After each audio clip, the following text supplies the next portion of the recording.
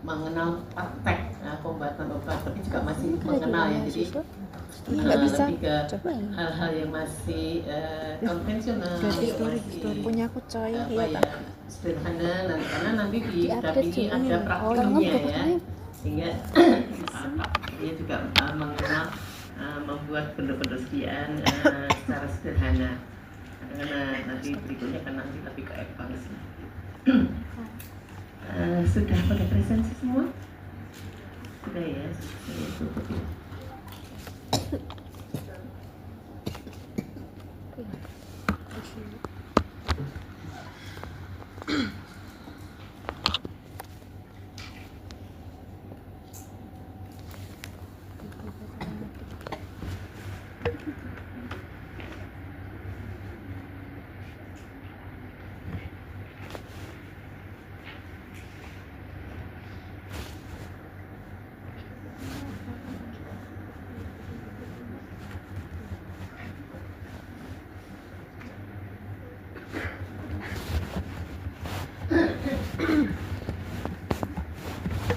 Oke, untuk saya tugasnya kalau nggak saya 3 kali pertemuan. Anda sudah melihat SAP-nya belum? Belum ya. Jadi saya nanti lebih tentang peracikan. Jadi nanti kayaknya ada di sini ya. Jadi tujuan perkuliahan di Farmastika 2 ini, terutama tugas saya juga itu mengenalkan Anda tentang peracikan obat. Jadi membuat obat secara sederhana, secara skala kecil ya. Mungkin kalau di industri juga biasanya kalau skala kecil itu di bagian research and development itu kan, biasanya Anda akan uji coba atau melakukan meracik, mencampur-campur obat untuk nanti pengembangan dalam skala besar. Nah, kalau sudah besar itu kan biasanya sudah diuji dulu, dicoba di bagian, kalau di industri bagian risetnya dan development itu. Kemudian kalau di apotek tuh kalau sekarang sudah cenderung sudah berkurang ya peracikan, tapi bagaimanapun juga kan Anda sebagai calon apoteker mesti memahami juga peracikan dalam skala kecil di apotek. Mungkin tetap akan ada meskipun jumlahnya sedikit, tapi kalau Anda nggak mengenal, nggak memahami, kesalahan sedikit dalam suatu peracikan itu bisa risiko besar bagi pasien. Sehingga meskipun jarang terjadi, jarang permintaan peracikan, Anda tetap harus memahami peracikan obat. Nah, kalau di rumah sakit itu peracikan obat banyak dilakukan biasanya terutama di peracikan obat-obat steril. Karena kayak obat kanker itu kan banyak obat-obat yang tidak selalu industri farmasi kan menyediakan dalam berbagai dosis, dalam berbagai campuran misalnya juga, sehingga memang untuk menyesuaikan dosis seperti yang dikehendaki dokter, kadang obat perlu diracik, sehingga Anda pun perlu memahami peracikan. Dan tujuan dari perkuliahan ini juga mampu menyebutkan dan menjelaskan ketentuan umum, persyaratan dalam meracik obat, dari sarana, prasarana, kemudian personil dan pedoman peracikan. Karena membuat atau meracik obat itu beda dengan meracik yang lain ya, misalnya meracik semen, membuat bangunan atau meracik makanan gitu.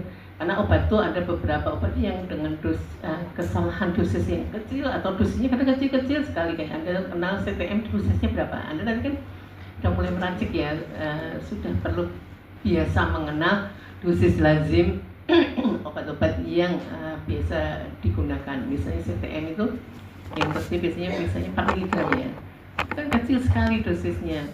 Itu kan kalau kesalahan dosis itu kan juga bisa berisiko sehingga benar-benar perlu memahami pedoman peracikan, sarana, prasarana, personel. Karena sering kadang ya kalau di puskesmas tuh, semoga sekarang udah nggak seperti itu ya, itu kan orang-orang yang bukan bidangnya suruh membantu meracik obat. Nah itu kan tugas apoteker mesti sebagai supervisor, meskipun dia nggak meracik, tapi kan dia mesti sebagai supervisor memastikan bahwa apa yang dicampur atau yang diracik itu dilakukan oleh orang-orang yang benar-benar paham dalam mencampur obat.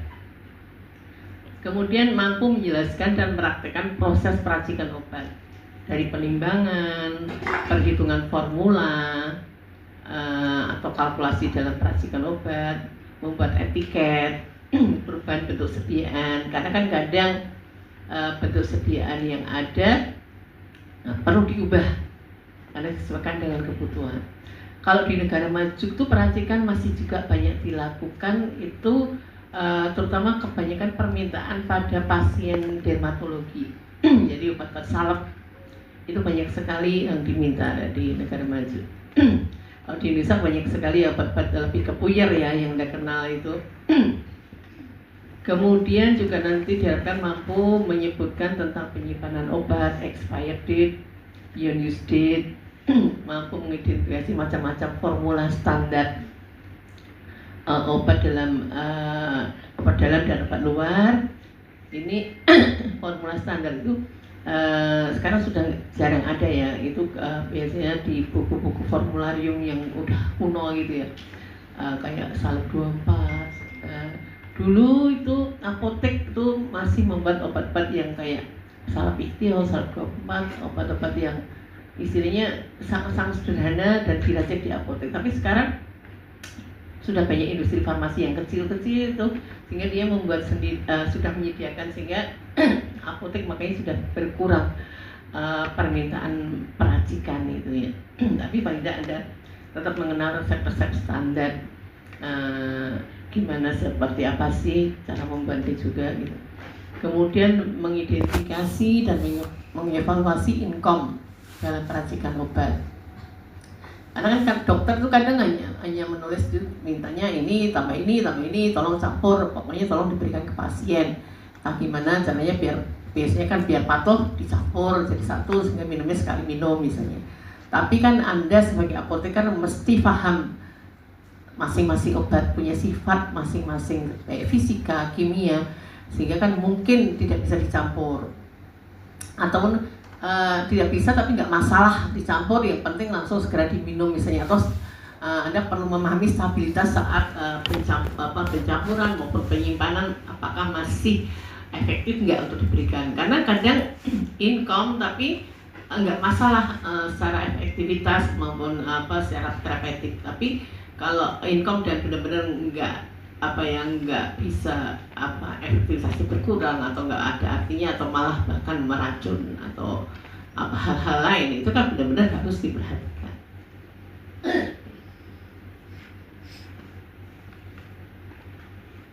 Nah, saya nanti 3 pertemuan ya di sini ya. Jadi terkait dengan apa yang dimaksud peracikan, karena peracikan itu kompetensi apoteker yang bisa meracik obat, yang berhak membuat obat itu apoteker. Jadi profesi kesehatan lain, kalau Anda belajar ilmu kesehatan tuh banyak sekali, semua bidang pada semua profesi bisa masuk, tapi khusus membuat obat itu kan mestinya adalah keahlian apoteker. Nah, ini makanya Anda mesti perlu paham betul terkait dengan hal ini, karena ini kompetensi Anda. Sehingga Anda perlu memahami pedoman dalam peracikan obat. Kebanyakan kita mengacu pedoman yang ada di USP, United States Pharmacopoeia itu ya. Itu pedoman peracikan banyak sekali dia membuat, sehingga kita biasanya mengacu itu, meskipun sudah kadang juga membuat sendiri, tapi kalau yang lebih lengkap itu biasanya banyak ada di USP. Kemudian peran farmakopoeia dalam peracikan obat. Anda di Farmasika 1 ya sudah dikenalkan farmakopoeia ya.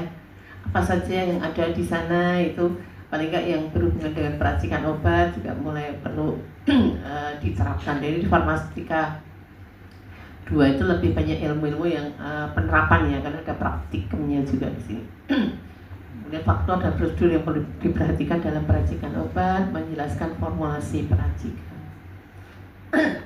Oke ya, jadi diawali dengan sejarah dan perkembangan peracikan obat. Jadi peracikan obat itu dikenal sebagai pekerjaan dasar profesi apoteker. Itu sejak adanya Farmakopoeia Amerika atau United States Pharmacopoeia, yaitu pertama kali terbit tahun 1820 ya, 1820. Nah, ada istilah kan asisten apoteker, tapi sekarang lebih ke tenaga teknis ke farmasi ya. Jadi kadang nama-nama istilah apoteker, asisten apoteker berubah-ubah ya. Zaman saya masih mahasiswa tuh istilahnya asisten apoteker. Sekarang lebih ke tenaga teknis ke farmasian gitu ya. Iya apa enggak tahu. Nah, meskipun peracikan obat kalau di lapangan nanti biasanya yang mengerjakan lebih ke tenaga teknis kefarmasian ya, tapi kan tetap Anda sebagai apoteker nantinya itu bertanggung jawab sebagai supervisor. Jadi kalau ada kesalahan itu yang tanggung jawab Anda. Jadi nanti misalnya dia nyampur ternyata pasiennya keracunan atau pasien overdosis, itu Anda yang harus tanggung jawab. Nah, pengalaman saya pun, saya sebagai apoteker pernah terjadi asisten apoteker salah memberikan obat, ya saya harus tanggung jawab untuk menemui pasiennya, untuk minta maaf dan lain-lain, meskipun ya yang melakukan bukan saya. Itulah beratnya jadi apoteker ya. Gajinya apa? Tanggung jawabnya besar ya, karena risikonya besar. Harusnya kalau risiko besar, gajinya besar loh ya.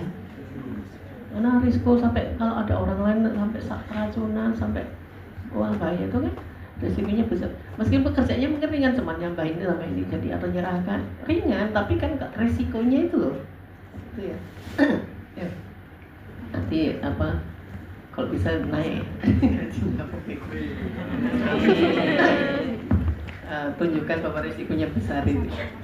Peracikan obat di apotek adalah penggabungan, pencampuran, atau perubahan suatu bahan atau ramuan obat sesuai permintaan dokter agar sesuai dengan kondisi individu pasien. Memang sekarang kan era digital ya, Anda bisa searching, mencari sumber referensi. Jadi banyak orang yang mendefinisikan, banyak institusi mendefinisikan apa sih yang dimaksud peracikan obat. Nah kalau Anda kayak gitu kan kadang bingung mana yang saya ikuti. Coba kalau ngikuti ya coba definisi yang dari Kemenkes dulu, karena Anda orang Indonesia ya, dari Kemenkes itu ada nggak definisi atau Badan POM gitu. Kemudian kalau nggak ada ke WHO misalkan, itu institusi yang terstandar. Kalau nggak kita bisa mengacu kemana, misalnya ke Amerika atau ke Belanda, atau institusi organisasi yang benar-benar established itu kan untuk memastikan definisi yang digunakan. Nah karena kan ada yang mengistilahkan kalau peracikan itu umumnya yaitu penggabungan, pencampuran, atau hanya sekedar merubah bentuk. Tapi kadang yang menyebut kalau hanya merubah bentuk itu bukan suatu istilah peracikan obat. Nah yang penting Anda ikut referensi mana itu terserah ya, tapi ada dasar untuk berbicara mengikuti referensi yang digunakan. Kemudian tadi sudah saya sampaikan bahwa perkembangan industri farmasi, peracikan di apotek berkurang. Karena banyaknya industri farmasi yang kecil-kecil yang awalnya dulu saya sama mahasiswa itu, peracikan tuh masih sibuk banget, bikin macam-macam salep, bikin macam-macam sediaan, dan itu banyak banget. Tapi sekarang bisa dikatakan jarang atau bahkan nggak ada yang persiapan untuk peracikan. Ya, tapi tadi karena profesi farmasi itu adalah membuat obat, jadi tetap ini menjadi hal yang harus Anda pahami. Profesi farmasi selain orientasi produk juga orientasi ke pasien dan penggunaan obat. Nah, karena kan sekarang ya, istilahnya kan orang menyebutnya patient oriented ya, kalau dulu drug oriented, tapi sebenarnya dua-duanya masih orientednya, karena kan membuat obat juga untuk pasien oriented juga, karena kan obat, bagaimana obat dibuat agar sesuai dengan yang dari pasien gitu. Peracikan obat adalah keahlian apoteker untuk penggunaan individual sesuai klinis pasien untuk pengembangan obat maupun formula baru. Ya, ini aktivitas yang berhubungan dengan peracikan obat. Nah, tadi kan saya sampaikan bahwa kita biasanya sering melihat dari United States Pharmacopoeia. Nah, di United States Pharmacopoeia atau di US sendiri, nggak hanya di United States Pharmacopoeia, ada beberapa definisi yang dimaksud compounding itu ya. Di sini ada preparation of drug dosage form for both human dan animal patient. Jadi sekarang juga mulai banyak kalau Anda lihat diskusi-diskusi apotek veteriner gitu ya. itu apoteker penanggung jawab membuat obatnya kan tetap apoteker kan. Tapi mungkin nanti misalnya ada spesifikasi pemahaman khusus, karena kan hewan itu beda dengan manusia, fisiologisnya beda, sehingga memang aturan dosis pun juga harus benar-benar akan berbeda antara kucing, anjing, tikus, itu kan berbeda-beda ya.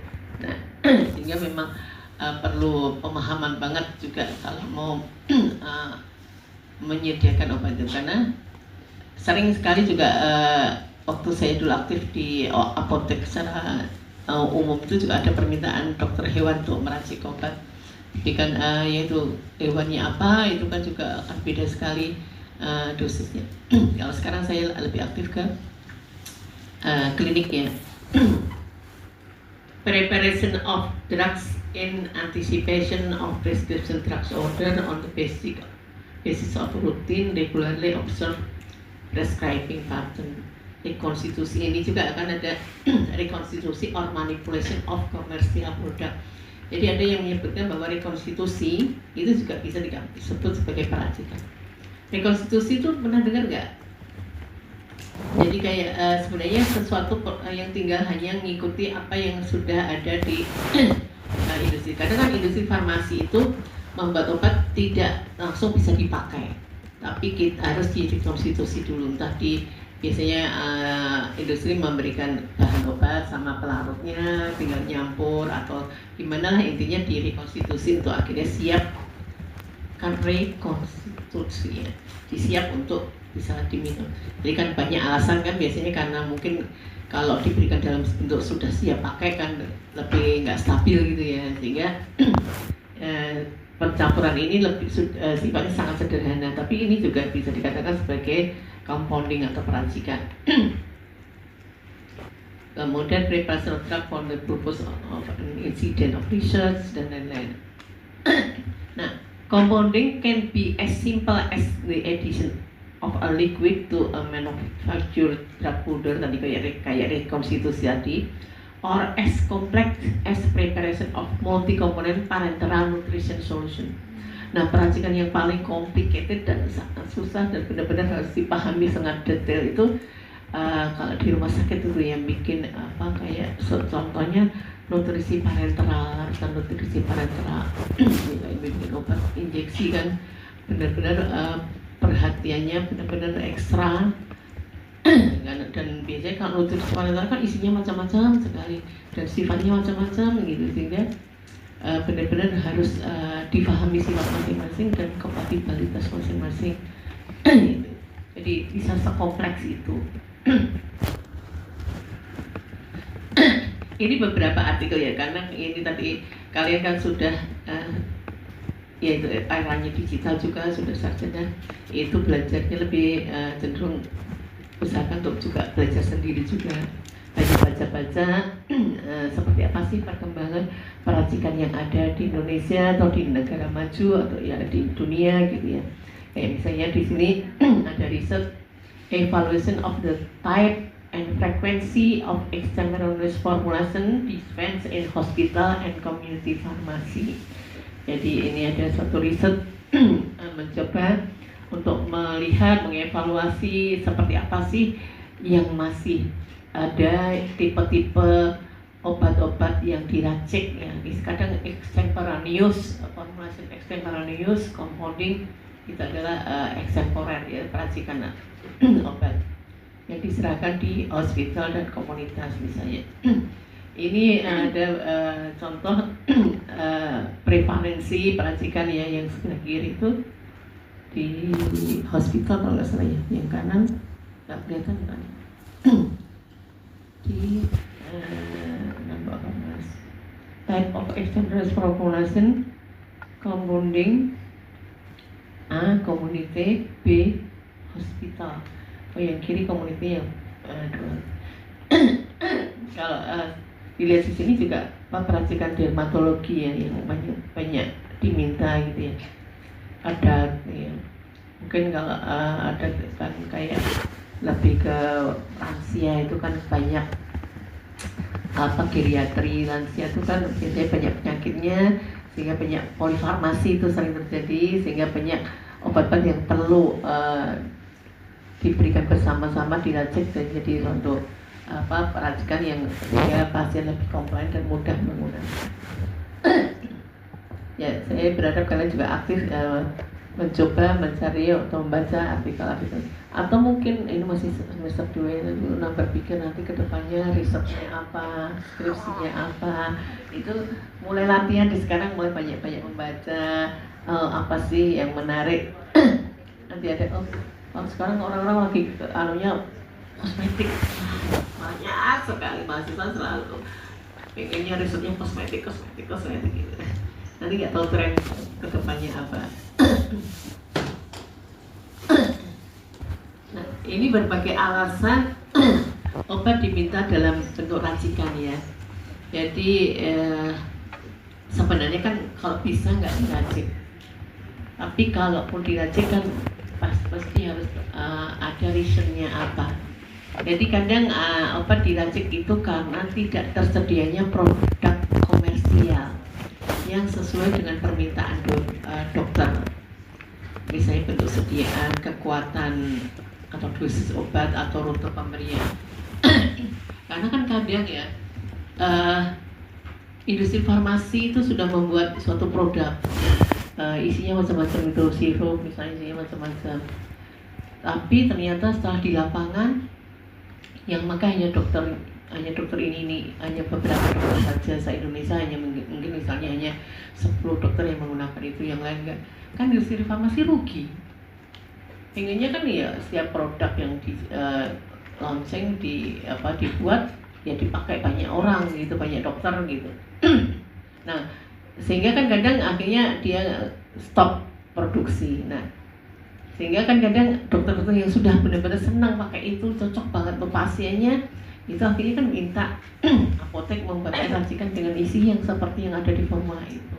Nah, karena peracikan terjadi karena itu, jadi permintaan dokter karena tidak tersedianya produk komersial yang sesuai dengan yang dia inginkan, atau memang sebelumnya nggak pernah ada di pasaran itu, sehingga dokter menghendaki.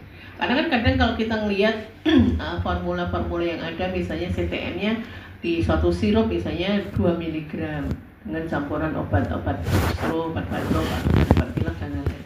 Tapi dokter menghendaki CTM-nya nggak segitu, tapi 1 mg, kan nggak bisa kalau udah campuran diambil CTM-nya aja kan nggak bisa ya. Udah akhirnya kan diracik, bikin sendiri tapi sesuai dengan formula. Nah itu kan kadang hal-hal seperti itu mengapa peracikan dibuat. Jadi kalau ada di pasar ya sebaiknya ada yang dilakukan diberikan yang ada di pasaran. Tapi kalau nggak ada ya itu baru.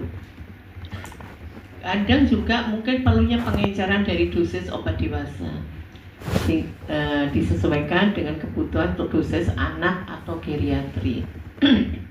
Jadi produknya ada tapi perlu diajarkan. Atau perubahan bentuk sediaan, mintanya solid, solution atau suspension ya, jadi kayak tablet ya di sirup. Karena umumnya kan kayak di rumah sakit, di apotek, di puskesmas ya sering ya. Karena kan keterbatasan anggaran dana kan biasanya di puskesmas itu ya nggak menyediakan sirup untuk anak-anak, karena sirup kan mahal ya, botolnya aja sudah ada biaya sendiri. Untuk industri farmasi bikin suatu bentuk sirup itu kan juga lebih susah atau butuh biaya besar daripada hanya tablet karena fasilitasnya tablet lebih kecil. Sehingga kan puskesmas itu lebih menyediakan tablet, sehingga kalau ada pasien anak membutuhkan misalnya ya tinggal dibikin buyar saja, digerus, itu kan lebih murah, lebih sederhana.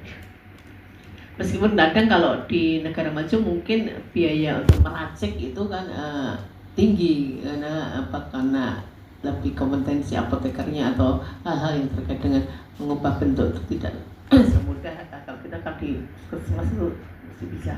Karena kalau pernah saya waktu survei itu biasanya kalau dokter minta peracikan ya harus di apotek khusus yang memang atau di lab khusus untuk peracikan tersebut.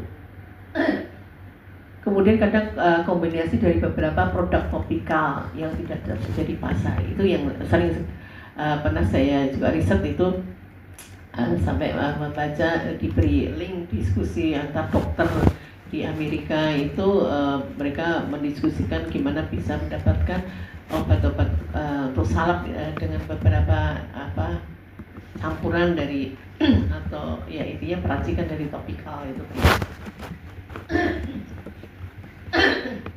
Inactive ingredient dari produk komersial yang mungkin dapat menyebabkan reaksi alergi secara individual. Karena kan kalau Anda lihat obat-obat itu kan sebenarnya isinya nggak hanya zat aktif aja kan, ada bahan-bahan tambahan lain yang sebenarnya nggak berfungsi sebagai obat. Tapi bahan-bahan itu mungkin bisa jadi alergi pada pasien tertentu. Kayak laktosa itu ada beberapa yang mungkin alergi, sehingga harus dibuatkan sendiri produk yang tanpa bahan tambahan tersebut. Nah, kalau di negara maju ya kayak komponen farmasi, apotek-apotek khusus peracikan itu ya, itu dia siap membantu membuatkan produk-produk itu. Kemudian pelarut sediaan komersial yang ada mengandung alkohol, mungkin ada yang nggak menghendaki adanya alkohol, padahal kan memang alkohol itu pelarut yang paling bagus ya, memudahkan melarutkan suatu obat, karena banyak obat itu sifatnya tidak suka air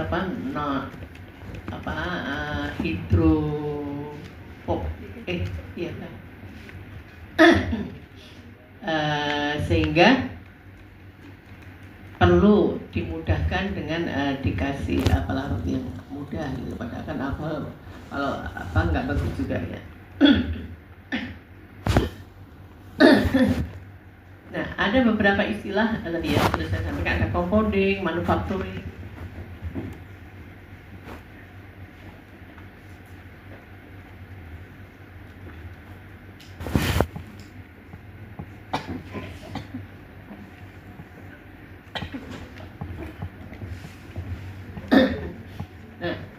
Kadang orang sering salah antara compounding dan manufacturing ya. Kalau manufacturing kan meracik tapi dalam skala besar, dalam jumlah besar. Jadi di industri farmasi itu kan meracik obat tapi untuk diberikan dalam jumlah besar. Kalau compounding itu yang dimaksud compounding itu tapi keperacikan karena ada permintaan resep. Sebenarnya kan nggak boleh kan juga kalau meracik bukan karena permintaan resep sebenarnya. Kadang mestinya kalau memproduksi meskipun dalam jumlah hanya beberapa produk jumlah, tapi kalau enggak permintaan resep mestinya sudah menjadi suatu manufacturing gitu ya. Nah, sering yang namanya compounding itu bisa disebut sebagai off-label atau sebagai unlicensed gitu ya. Kenapa tidak disebut off-label? Di sini yang dimaksud off-label itu kan use of a drug for purpose or route or methods of administration other than approved in the label or marketing authorization. Paham ya maksudnya? Ya kan? Sehingga kadang kan kita meracik itu ada yang menyebut bahwa meracik itu disebut juga off label. Karena apa? Karena kan obatnya tadinya mana, misalnya paracetamol tadinya tablet dibuat menjadi puyer, itu kan sudah diubah bentuknya. Atau mungkin diracik dengan tujuan rute pemberiannya berbeda, atau tidak sesuai dengan indikasinya. Karena kalau zaman dulu itu saya sering mendapatkan resep untuk anak-anak itu isinya beberapa salah satunya obat anti alergi, maksudnya saya lupa ya. Kalau sekarang kan obat itu lebih ke obat resep BPJS ya, jadi itu aja. Kalau dulu kan variatif sekali gitu ya. Itu obat anti alergi, tapi tujuannya bukan untuk anti alergi, tapi untuk meningkatkan nafsu makan. Nah, benar nggak? Apa ya? Pernah ada yang pernah dengar? Siapa yang pernah? Jadi yang meracik. Kalau sekarang kan mungkin banyak obat begini kosmetik juga ya, yang campur-campur itu obat. Saya lupa. Coba nanti mungkin ya tugas kalian aja ya, berkelompok aja biar nggak apa tugas baru masuk kan bukan. Oke, per kelompok ini berapa orang? 10 orang cari satu artikel ya, nanti dikumpulkan cari artikel yang obat off label. Jadi apa yang dimaksud off label kan Anda pasti paham ya. Kemudian karena kan peracikan itu bisa disebut sebagai off label karena mengubah bentuk, mengubah bentuk dengan tujuan yang berbeda dengan apa yang marketing authorization atau approved in the label. Medicine which are authorized in one country may be off label in another. Jadi kadang pun anak satu negara beda dengan yang lain. Because authorization procedure are often not harmonized between countries. Kemudian unlicensed. Nanti tugas kalian per kelompok, nanti ketua kelasnya sama di sini. Ya, nanti bagi per kelompok 10 orang nggak apa-apa, cari satu artikel, boleh off label, boleh unlicensed atau off label dan unlicensed satu artikel dan yang bahasa Inggris ya, biar biasa membaca artikel bahasa Inggris karena nantinya agar lebih familiar, banyak baca artikel, mulai banyak mengenal istilah-istilah bahasa Inggris dalam farmasi. Kemudian coba beri satu artikel, kemudian ringkasan singkat sampai 1,5 halaman intinya dari artikel tersebut gitu ya. Kayak ngerangkum artikel gitu ya. Unlicensed adalah a drug that doesn't have an authorization from the regular authority of the country in which it's being. The drug may be authorized in another, yaitu unlicensed itu belum terlisensi. Kalau off label tidak sesuai dengan penggunanya tidak sesuai label. Kalau unlicensed belum karena kan meracik obat itu kan sudah mengubah bentuk dan tidak didaftarkan. Itu kan istilahnya kan belum terlisensi. Nah, peracikan itu secara umum dibagi dua ya, peracikan steril dan non steril. Yang steril itu kan peracikan obat-obat dengan teknik aseptik. Jadi teknik agar obat itu tetap terjaga sterilitasnya. Jadi untuk menyiapkan larutan steril atau larutan yang free of mikroorganisme. Umumnya preparasi peracikan steril tidak mengandung preservatif. This product have a brief beyond use date due to sterility rather than stability concern. Jadi karena segera digunakan gitu kan, mungkin nggak perlu concern ke stabilitas karena langsung dipakai. Kemudian ada peracikan non steril. Nah, untuk praktikum Anda nanti kan lebih ke peracikan non steril ya di Farmastika 2 itu. Jadi use the preparation of commercially unavailable drug formulation in the community pharmacy. Individual prescription for patient, unique medication requirement for animals. Biasanya kita menggunakan acuan USP Chapter 795 itu untuk non steril atau USP Chapter 797 untuk steril. Anda bisa cek, coba lihat, sekedar baca-baca apa sih USP 795 dan 797. Ini sampai jam 8.05 ya? Habis ada kuliah ya? Oke. Ya, maaf ya tadi saya terlambat. Saya akhiri ya hari ini. Yang penting ini clue kalau Anda pengen baca-baca untuk memahami kuliah saya itu yang fokusnya ke peracikan ini. Oke, makasih. Sampai ketemu lagi. Sama-sama.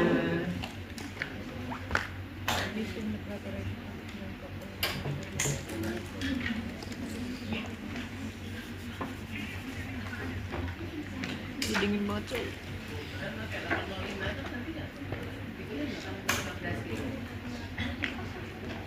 Tapi kalau steril dan tidak preservatif, berarti dia masuk ke steril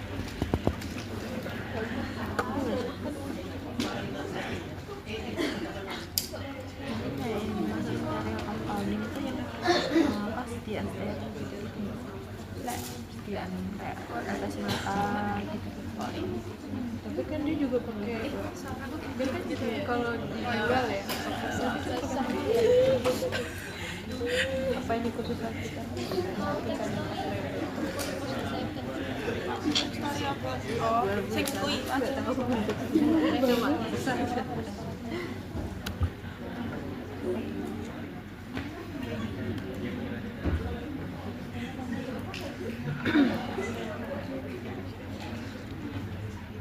masukkan laptopmu. Kasih dulu. Kamu apa? Samping kanan.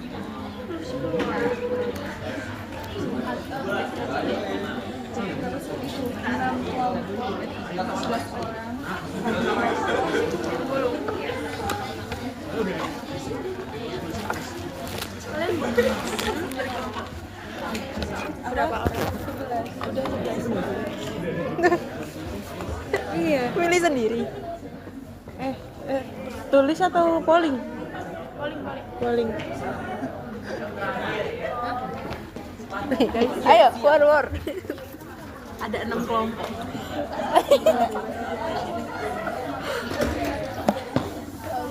Kelompok berapa kita? Kelompok 3. 3 ya? 3. Pegel gitu loh duduk sini. Sama aja. Mungkin kan nggak suka polisi farmasi. Polisi farmasi. Kamu polisi apa? Aku suka. Ini enak soalnya kalau nggak puas. Tapi kalau yang dibuat saya kira polisi. Tegak sih.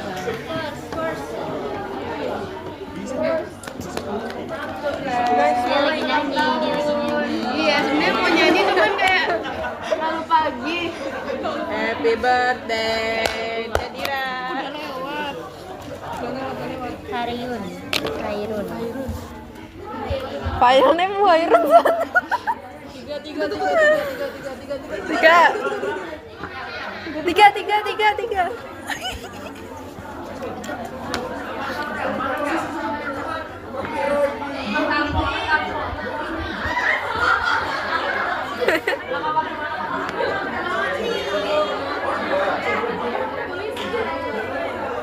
Aman Lutfi siapa aja? Nyasar.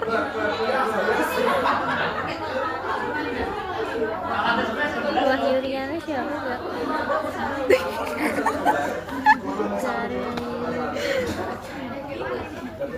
Parah Diva nggak di save. Belum pernah ngechat sumpah. Aku filmnya cuma. Kalau udah ngechat baru aku share.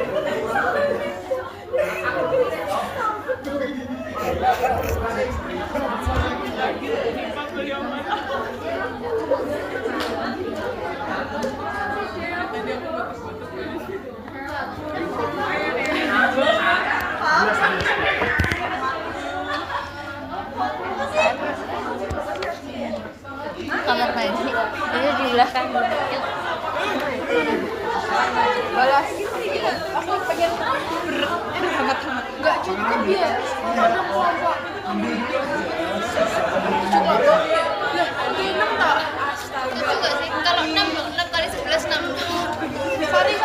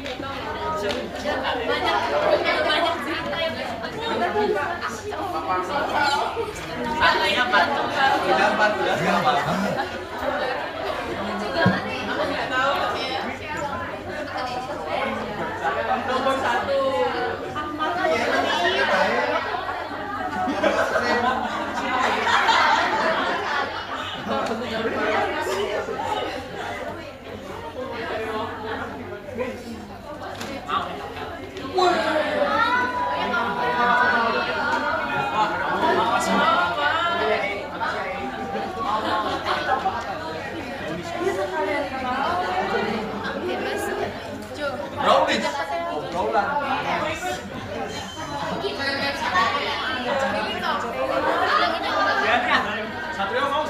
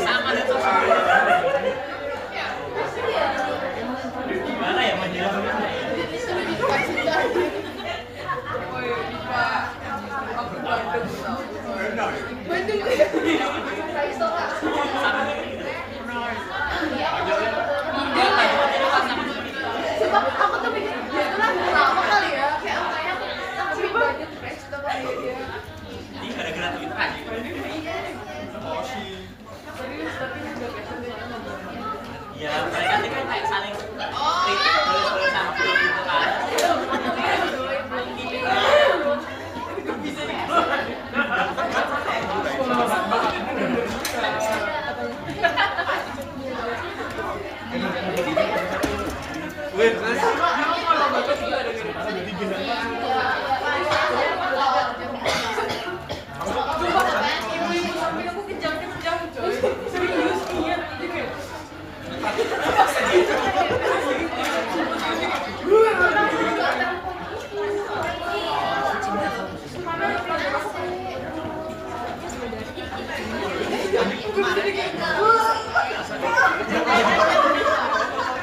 Aku malam bisa ngecek kan. Terus udah dibuka isi dulu.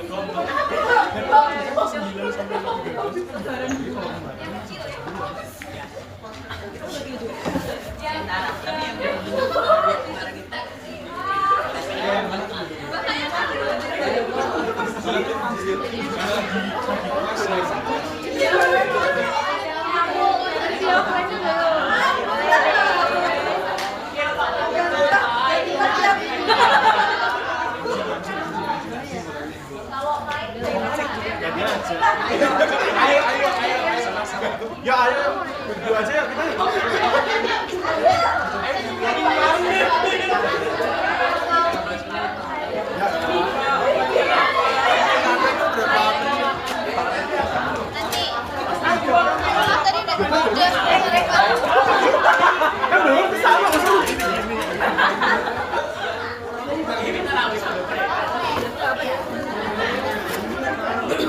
Nih, aku minum.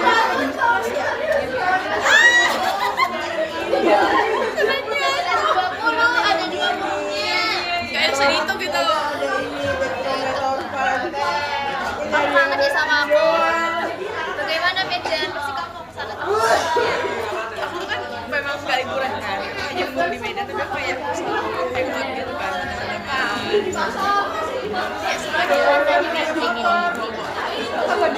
Aku sakit baja nanti kebanyakan ruangan baru asal itu. Aku minum lagi baru di servis.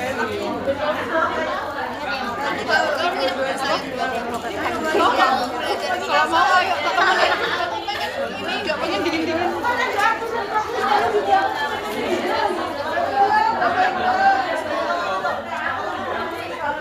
Sama siapa? Siapa tahu kamu udah bisa pakai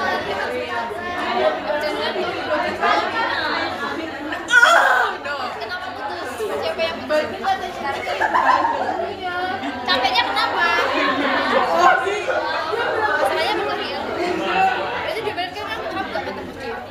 Lagi dulu. Sumpah lu. Yang kayak yaudah minum ini bener.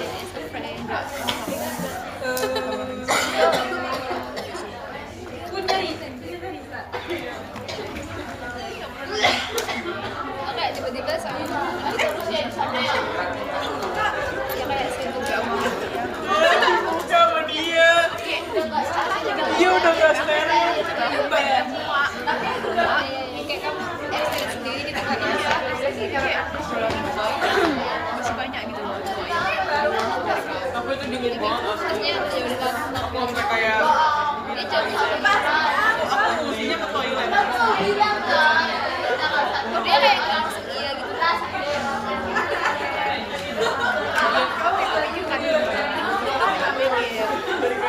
Ya udah sama loh.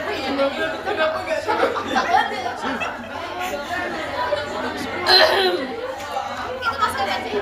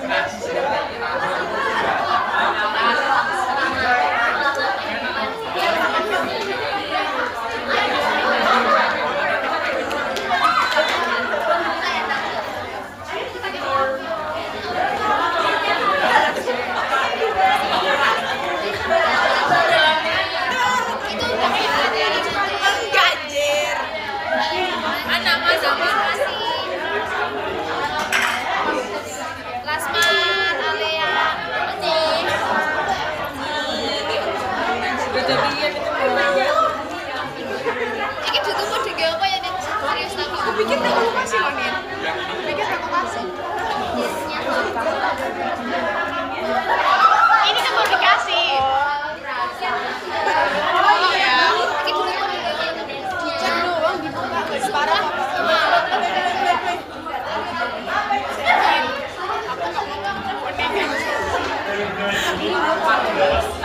Iya kan? Kamu juga kamu berapa?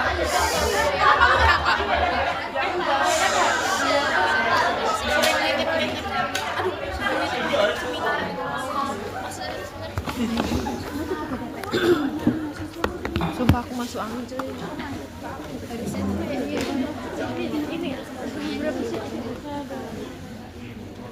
Enggak ada 10 ini.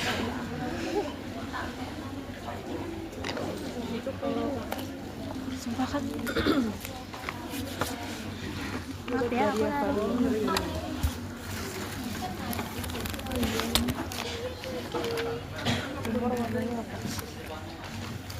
Kimor kitab.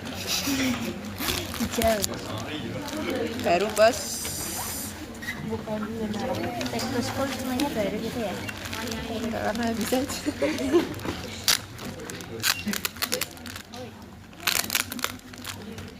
Itu kan yang mana sih? Nomor 2 ya. Habis banget dikasih tahu. Ini dong. Wajahnya kayak ini sama gradient.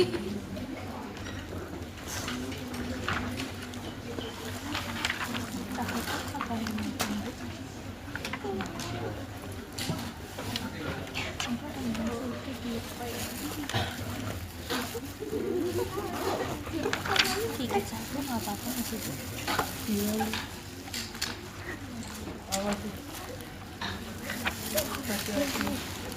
Hati-hati di jalan.